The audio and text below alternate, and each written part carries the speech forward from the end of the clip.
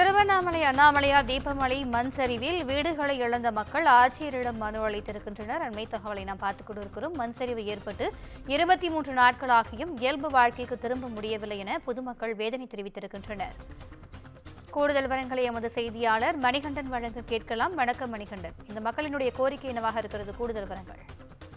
நிச்சயமாக திவ்யா, திருவண்ணாமலை அருள்மிகு அருணாச்சலேஸ்வரர் திருக்கோயில் பின்புறம் அமைந்துள்ள 2668 அடி உயரம் கொண்ட மலை மீது கடந்த 1ஆம் தேதி மண் சரிவு ஏற்பட்டு 7 பேர் உயிரிழந்தனர். தொடர்ந்து 20க்கும் மேற்பட்ட வீடுகள் பாதிக்கப்பட்ட நிலையில் 300 டன் எடை கொண்ட பெரிய ராட்சத பாறை ஒன்று தற்போது வரை அகற்றப்படாமல் உள்ளது. இந்நிலையில் மண் சரிவு ஏற்பட்டு 23 நாட்கள் கடந்த நிலையில் மண் சரிவில் பாதிக்கப்பட்ட குடும்பங்கள் தற்காலிகமாக அருகில் உள்ள பள்ளியில் தங்க வைத்துள்ளனர்.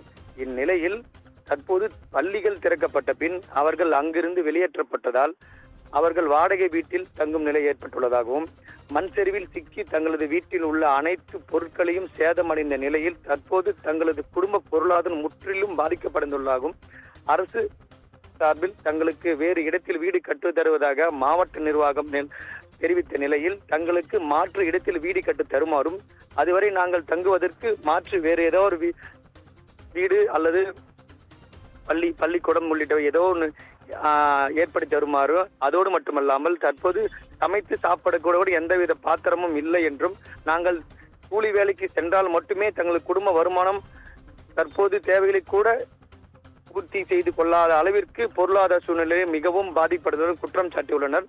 தொடர்ந்து உரிய மாற்று இடத்தினை தரக்கோரியும், இல்லை என்றால் பழுதந்த வீடுகளை சீரமைத்து செய்து தங்களுக்கு மின் இணைப்பு மற்றும் குடிநீர் இணைப்பினை வழங்கினால் ஆபத்து அதாவது அந்த 300 டன் பாறை விழுந்து என்ற ஆபத்து இருந்தாலும் நாங்கள் அங்கேயே தங்கி நாங்கள் இருக்கிறோம், அப்போது எங்களுக்கு அந்த வீடையாச்சும் சுத்தம் பண்ணி கொடுங்கள், அப்படின் மாற்று இடத்தை தாருங்கள் என மாவட்ட ஆட்சியிடம் தற்போது மனு அளித்துள்ளனர். திவ்யா, கூடுதல் விவரங்களுக்கு நன்றி மணிகண்டன்.